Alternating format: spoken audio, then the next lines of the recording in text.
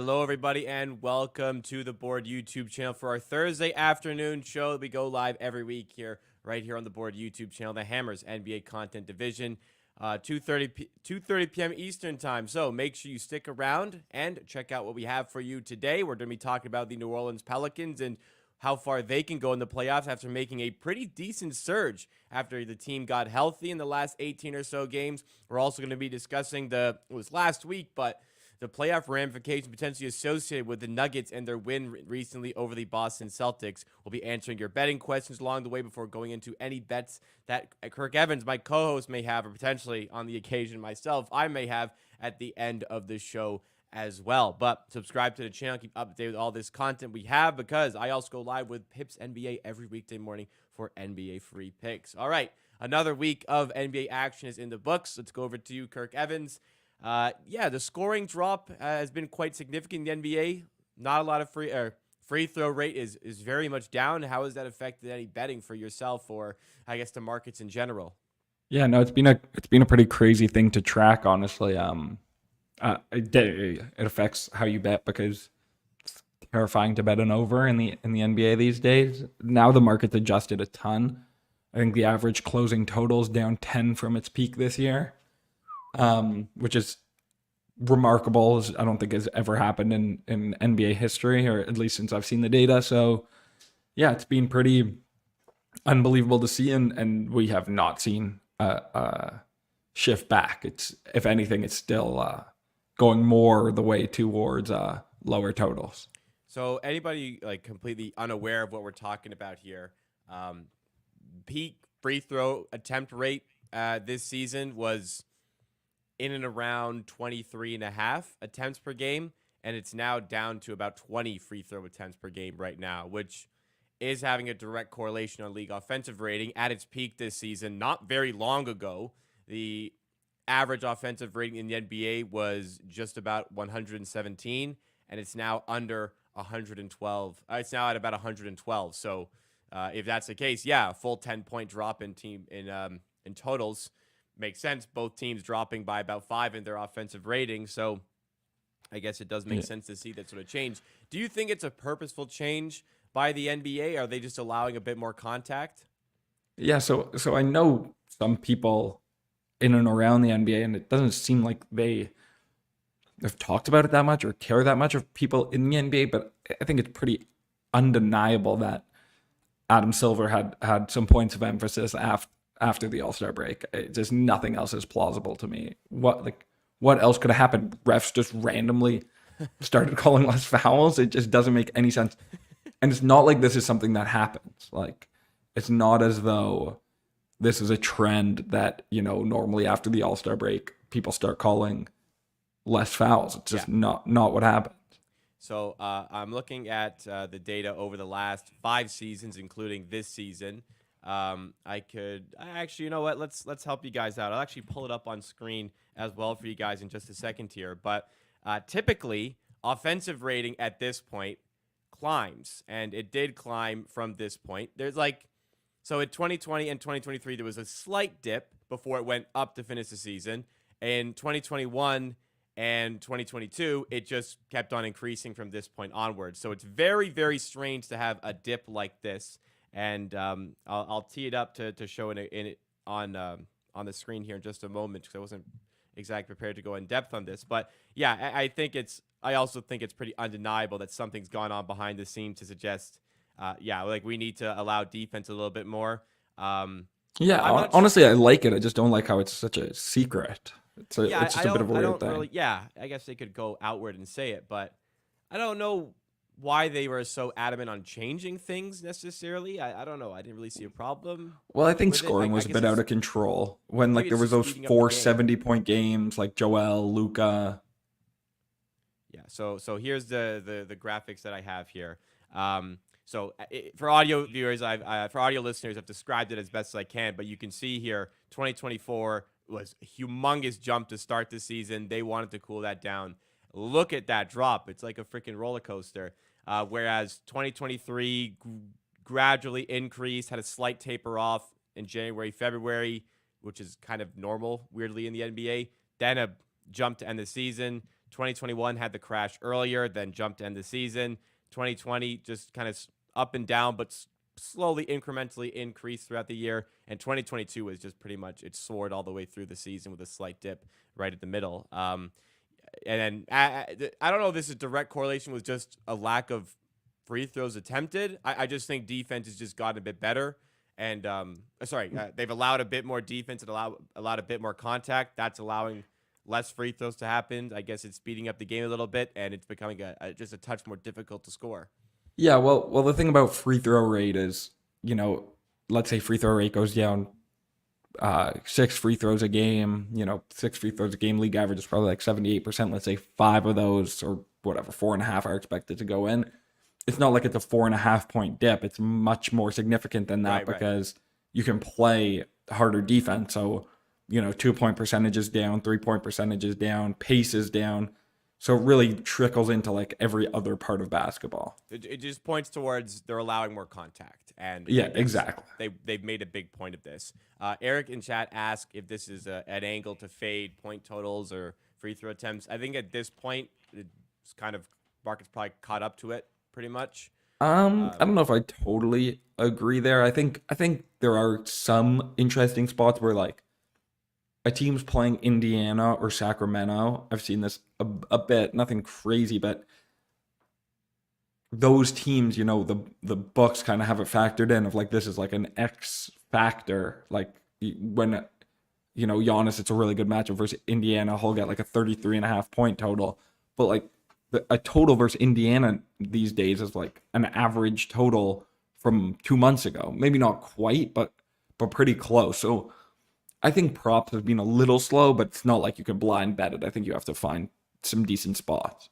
Or like when, their total is next Portland today is 205.5 or even 205. Like it's a bit tougher to make that adjustment on point totals, but you can also just base it off team totals. So it's not like it's like completely rampant, but I would definitely lean unders on points more, but it's not like I'm not betting point totals overs. So this is kind of just, I wasn't expecting to go to conversation about it, but since we're here, I'm curious your thoughts.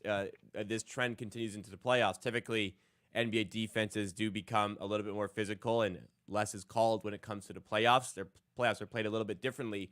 Do you think that we see an even more extreme dip continue to happen when we get to the playoffs? Not compared to other years in the playoffs necessarily, but do you think that the trend of more physical defenses returns for the playoffs yet again, and we see even lower point totals than normal? Yeah, it's an interesting question. You could kind of argue it both ways. Either they allow even more contact in the playoffs and then it dips even further, or maybe it's like they're already allowing playoff defense, so It's going to be less of a dip. Could see it either way. It's a hard one to know. We don't even know what's happening with like we don't know what they emphasized. Did they just say generally let's call less fouls, or did they say let's call less of those like embellishing fouls? I don't know if we have much evidence on either of that. So, I'm sure. Well, I know we're saying that they're allowing. I'm sure there's a much more technical way they've gone about this. Specific things that they're allowing, which haven't really been communicated. I guess they don't want to communicate them so it's not exploited by either the offense or the defense. But I don't think it's just a big, like a memo went out saying call less fouls. You know what I mean? Allow more physicality. There's probably specific technical things that they're looking for in fouls now that maybe they were being a bit more lenient on before. I agree with you, but like this is really not supposed to how it's supposed to go in the NBA. Like you can't just like Adam Silver doesn't have all power. Like this is something that should have been run by teams and is not really something that's allowed to happen in the regular season, to my knowledge. So yeah, it's all a bit of a weird situation, but it's been interesting to go through. Honestly, I was on it really early. It's good. But I did not take advantage of it as much as I could. It's a confusing thing to go through. You don't hear anything. Yeah, I mean, you wouldn't expect something like this. Yeah, exactly. It's hard to know how real it is. Like that's always a tough thing. And like, I was messaging people who were probably more in the know than me, and they were kind of like, I haven't heard anything about it. And then a couple days later, I can't remember who it was. Someone came out with an article, and then it kind of got big, but I wish I had taken advantage of it a little more than I did. Right. I'm curious to see if there's kind of the correction to the correction. They've overcorrected. Now they want to kind of bring it back a bit. I'm curious to see how this reflects for the rest of the season. If it continues to go down, or if at some point it plateaus, or if it just offensive rating starts to go back up. But in speaking of the playoffs and how the game might change when we get there, let's talk about a team that very likely is going to be participating in the playoffs this season, and I think can make some noise there. The New Orleans Pelicans have gone on a bit of a run since gathering most of their health here. They're 13-5 in the last 18 games. They're up to 5th in the Western Conference, 2.5 games back of the Los Angeles Clippers. Now, it's not included in the graphic is that they're only 1 game up on the Phoenix Suns, who occupy the first play-in tournament position. But this seems like a team on the up at the right time here, going through to the rest of the season. And I've always felt like this is a team that can kind of, I guess, overachieve relative to expectations. Last year, when they were healthy, they were a top 2 seed to start the season, but they are just always hurt. They're managing Zion's minutes a bit better here. And if this team can be healthy going into the playoffs and maybe even allow Zion to go a little bit further with his play, how much noise do you think they could make in the Western Conference? Yeah, I really liked when you sent me this topic today because this is a question I've been asking myself a lot of late. I have not bet on them to win the title or come out of the West. I'm just pulling up the what their odds are right now, but I've been thinking about it a lot to win the West at like 30-1. One of those bets that feels like it's definitely not going to hit, but it has some theoretical value. Yeah, so right now, 30-1, as you said, best price in market. There's just a lot of different. I think they're not particularly a well-built team. They have a lot of talent that kind of is thrown together. Val doesn't really work as a playoff center, and they know that. They barely play him in the regular season. So it'll be a lot of Nance, which is fine, but it's a pretty hard thing to do against bigger teams. I don't think Zion and Ingram fit together well at all. Ingram has completely stopped shooting. Zion doesn't shoot. They've now honestly made an interesting move. They've kind of taken the ball completely out of CJ's hands and gone to Zion and Ingram as the 2 initiators of the offense. So and they have really good depth. I really like their bench. They have Trey Murphy off the bench, who's probably the best bench player in the NBA. Alvarado's good. Najee Marshall's good. Nance is good. They've got a lot of solid shooting pieces. And a lot of defense. So a lot of solid pieces. Zion, like starting Zion and Val is such a weird thing to have in the playoffs. There's a lot of kind of exploitable things there. And then the real weirdest part about them is they're the best defensive 3-point shooting team. Like, teams shoot the worst against them in the league. And as much as that like seems like something that would completely reverse, I think it was true last year as well. So this team is a bit of an enigma to me. So I haven't really been able to exactly figure them out. But at the same time, do I think they're 30-1? Do I think they're so much worse than the Suns, who, when they're in actually a better part of the standings, like even Minnesota, like obviously Minnesota will have home playoff series, so I think they have a better chance to come out of the West. But at this point, Minnesota without Cat, like I don't really think they have the offensive talent at all to make a run, and you're getting 3x the price on New Orleans. So, I even talking now, it's like, are they really going to win 3 road playoff series? Are they really going to beat Denver? But then at the same time, 30-1 for a team that has a lot of talent and has been really good. They get good prices in the market. Like, I think the West is much more wide open than the general narrative is. So I could see it for sure, but they are really an enigma to me. Yeah, it's a tough one to crack for sure. But me personally, I think defensively, there's just so much defense and size they can throw at different teams. Maybe not quite in the big positions, which is obviously a bit of a problem. I'd say, like, if you're playing the Nuggets, that's where you struggle. You probably have to limit JV quite a bit. You probably have to put, I mean, honestly, does Zion on Jokic sound ridiculous? Then you put a bigger guy on Aaron Gordon, have him help off Aaron Gordon. That's been a way a lot of teams have approached defending Nikola Jokic in the past. Throw just the size, a strong athletic body on him and then have the big help off Aaron Gordon and just kind of pray Aaron Gordon doesn't hit his corner threes. That could be a way around it. But But I sort did of ask this in a poll on the channel recently. Let me just go through go, this. no, go ahead. Go ahead. 8% of the voters said NBA Finals was their ceiling. 38% said Conference Finals was their ceiling.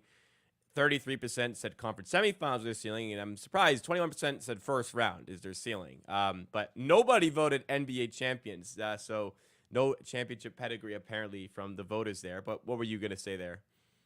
Well, yeah, first round ceiling's obviously wrong. Whoever voted that, reevaluate. There can be like 40% in the first round to win. That's obviously not their ceiling. What I was gonna say is, I don't hate the idea of Zion on Jokic. I think they would do it sparingly, just because it's a lot of load to put on Zion. But also, the thing that hurts maybe not hurts because he's pretty much an unstoppable beast, but the thing that makes it more challenging when they put someone on Gordon is, an athletic rim protector. And New Orleans just doesn't really have that. So, I think it's fine having Zion cover Jokic for stretches, and I think they would do that, especially with Nance in the game. I think actually they would probably play Val a lot more against Jokic because he's actually a pretty big body who could at least handle him. It would definitely be tough in the Jokic pick and roll game. I don't know. I'd have to see that, but I think that it would be. They just don't really have the other guy who could muck up the game, play off Aaron Gordon. So I don't know. Everything about this team doesn't make that. Maybe they play Herb Jones on Aaron Gordon, but they would want Herb Jones on Jamal Murray. But maybe Herb Jones gets some Aaron Gordon time and they use him kind of as that rim protector, freelance player. But I don't know. It's going to be an interesting one to see. I think, if you just want plus EV, I do think them to win the West is probably better than 30-1. I think they probably have around a 5% chance, 6% chance to win the West. And disclaimer here, I think they could easily lose first round, but I also can see them giving I could see right now the Clippers, I could see them giving them a lot of trouble. If they progress from there, I could see them giving whoever it is, it could be, probably Denver at that point, which I think that's a big problem, but they could give OKC problems. They could give the Timberwolves a ton of problems. So I think they're competitive in pretty much any series. I totally agree. That could be presented. And also, they maybe just don't end up facing off against Denver. If they get lucky and catch a break and they are they make it to the 5 seed and Denver ends up the 2 and ends up getting eliminated in the semi or in the conference semis, it's not impossible. There just are roads to it. Exactly. I completely agree. You look at them and could they beat the Clippers in a series? Definitely. Could they beat OKC in a series? Definitely. Could they beat Phoenix in a series? Definitely. They gave Phoenix, obviously, a very different iteration of Phoenix, but a really hard series 2 years ago, no Zion. I think we talked about that last week. We did. So, I'm not so confident in this team, but I think they are kind of being slept on as they get good prices in the market. They don't get priced worse than, maybe a little bit worse than any of these teams. So I don't see why they're looked at as such a long shot. All right.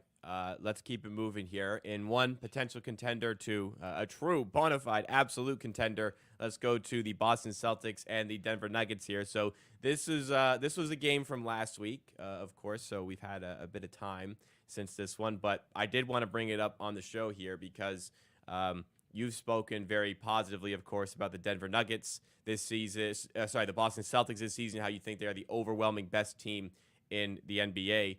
Are any of those thoughts maybe changing as a result? I know it's only one game, but these matchups can matter.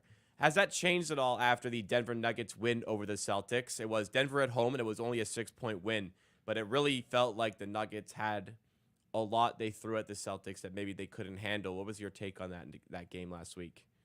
Yeah, I mostly take it that it was a regular season game in Denver, and Boston lost in a close one. Like, people love throwing out these referendums on Boston anytime they lose a regular season game, especially against a good team. Look, teams lose all the time. They're the best team in the league. They're going to have a ridiculous regular season record, one of the best of the last 10 years, 20 years. So yeah, I just don't see one loss against the second best team in the league when they were in it late as some, red flag of, oh, can Boston beat Denver? Like, Boston's played them really tough. Denver is extremely good and clearly better than any other non-Boston team in the league and has significant home court advantage, especially in the regular season, like when you're going up to altitude. Also true in the playoffs, to be fair.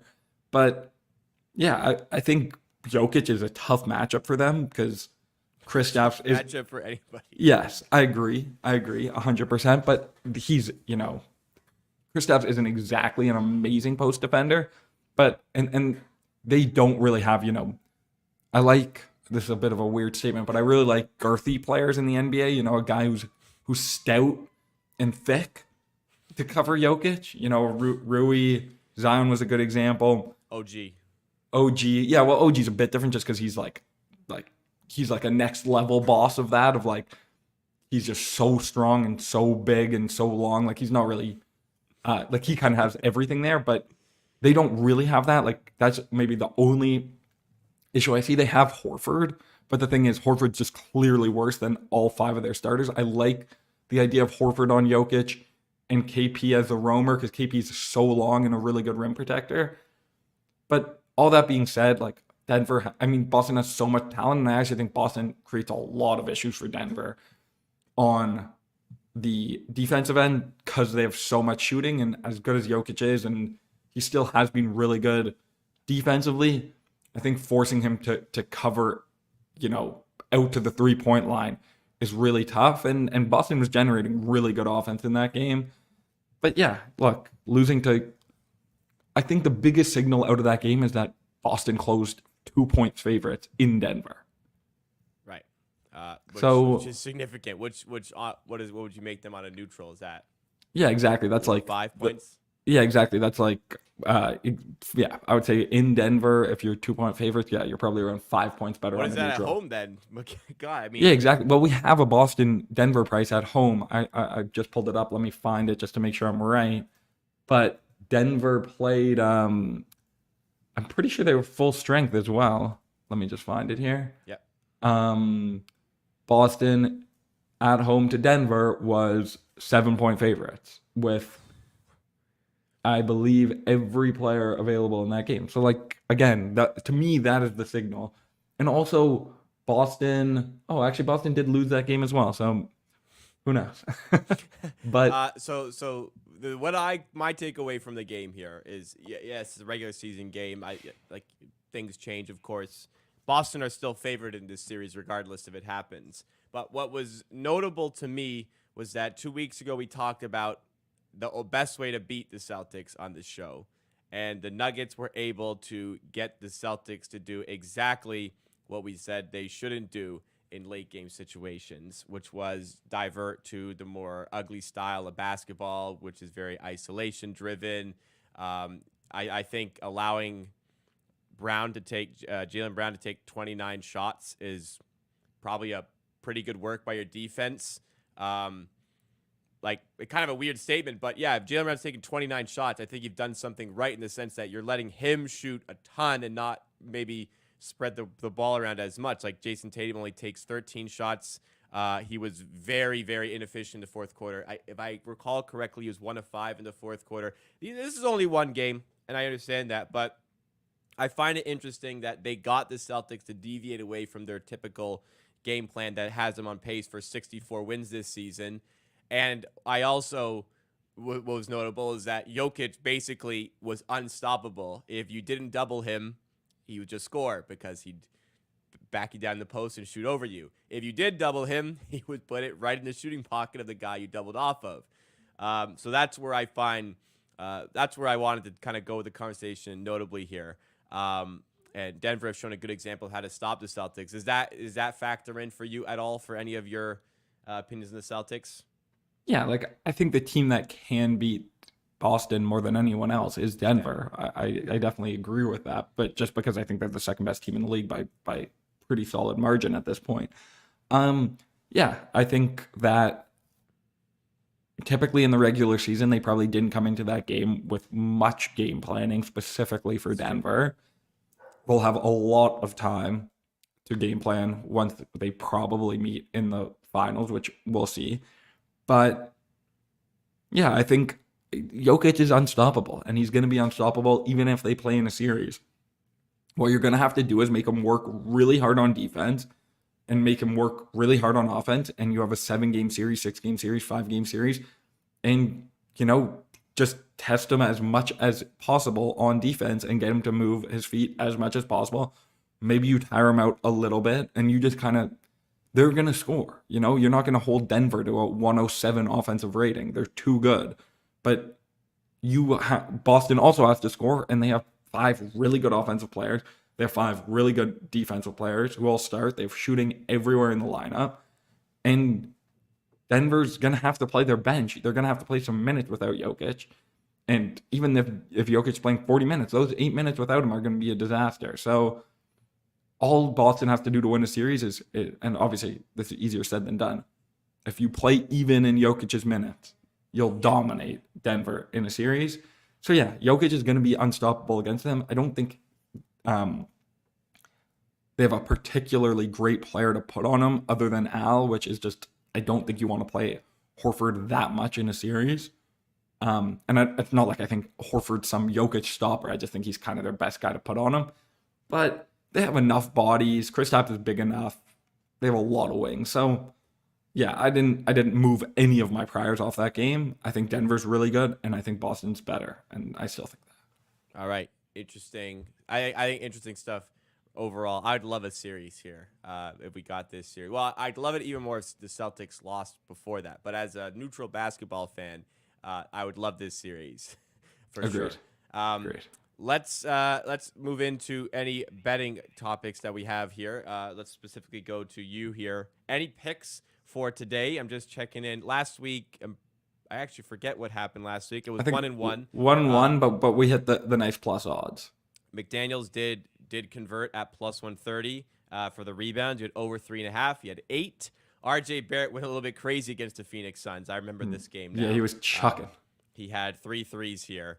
Yeah, I understand. I actually favored RJ over on points here, and I had that. But I also still recognize that he probably won't take a lot of threes. It'll just be matchup driven. He'll just be wanting to look for opportunities to the rim, but he did shoot the ball very well. Anyways, Yeah, he was shooting a lot in that one, actually. slightly profitable, even though it's 1-1, like very slightly. But let's see if we can build on that for this week. Any picks for today? Yeah. Oh, but RJ hit 3 threes, but he only shot 4. Right. If I'm like, looking at the right game. So can't complain. Yeah, Can't I don't complain recall about him that. chucking. Yeah, can't complain about that. I Probably remember more he had 2 really early. more often than not. What depending on what he shoots, yeah, you'll get 1 or 2 threes. So it had a chance, regardless. Oh yeah, for sure. 3 games, no Scotty. He's played. He's averaging 3 threes a game. So feel pretty good about that take. But sometimes guys go 3 or 4.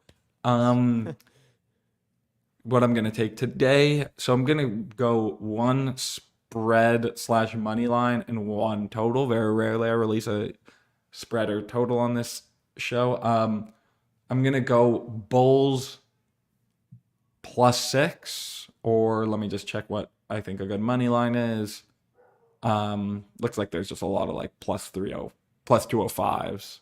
Yeah, plus around. 205 at Pinnacle, at FanDuel, at Caesars. You can get it anywhere. Yeah, this is pretty basic logic. Bulls had a horribly tough game yesterday, but I just don't think Kawhi's playing today. All right, so I'd be I'm pretty thinking surprised. half unit here to win a full unit. Just Great. over. I know you're not a units guy, but for tracking, we'll go half unit here on the Chicago Bulls at plus 205. And again, is this just strictly you think Kawhi won't play? Feels like the market's pricing Kawhi as a true questionable. I just don't have him as a true questionable. Like, he's been really hurt of late. There was reporting that he nearly missed last game. Then he left last game and fully left the arena. He did travel, but they also play tomorrow in a tougher game. Harden is also questionable. So, obviously we get the nutty situation of they're both out. Chicago might close like a pick in that situation.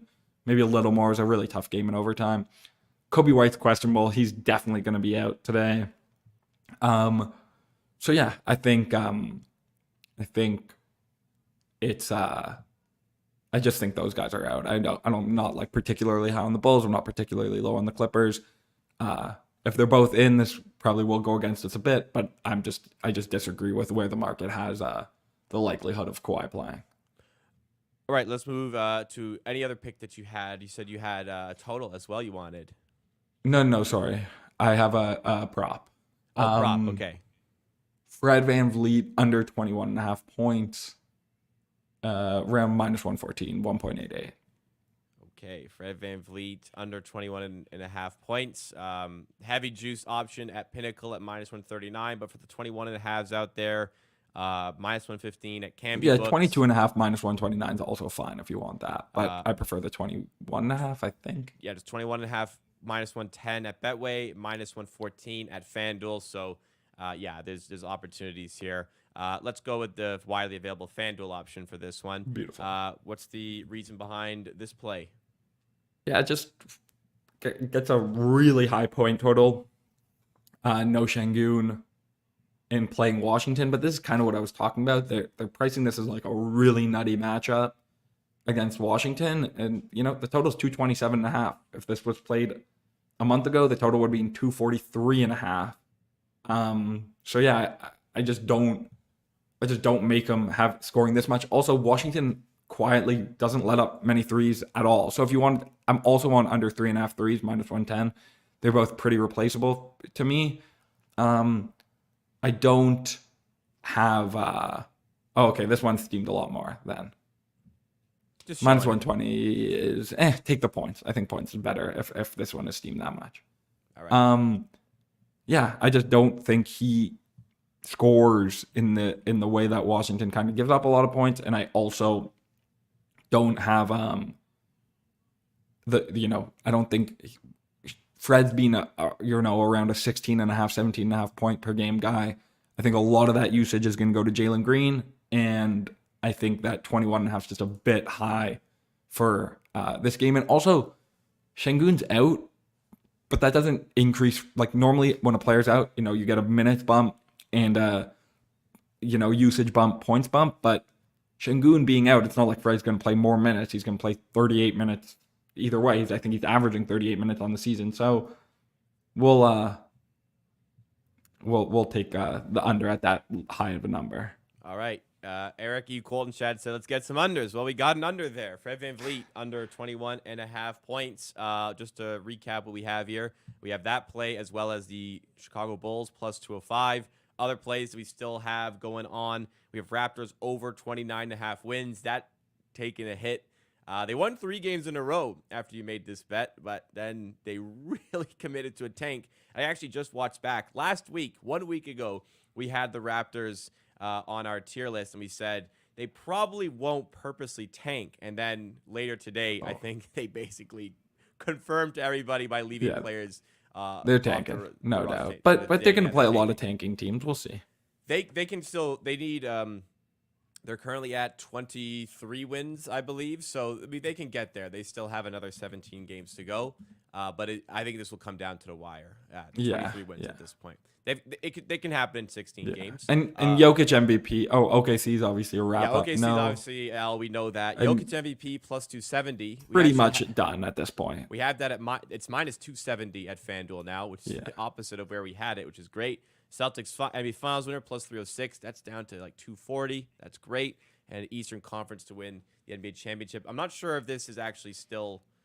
The prices are everywhere on this. I saw like a minus 130 and a plus 100 this week. All right. So. But the Jokic play notable here because we have questions from Matthew that just came in asking if plus 370 on Shea, good price for MVP. I think I've thought Shea's a good bet, but Jokic has just been so dominant of late. He's going to win it. That Celtics game really just kind of solidified everything as we get to the end of the season here.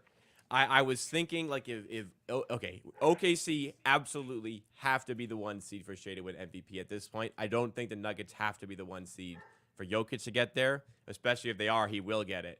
And I think at this point, Yeah. that's probably what they're on course to doing. I know they're Feels like really a tight. Dagnall Coach of the Year, Jokic MVP type of deal to me. Yeah. I just can't really see voters. I'm just trying to think about like the way they're going to react to that Boston game.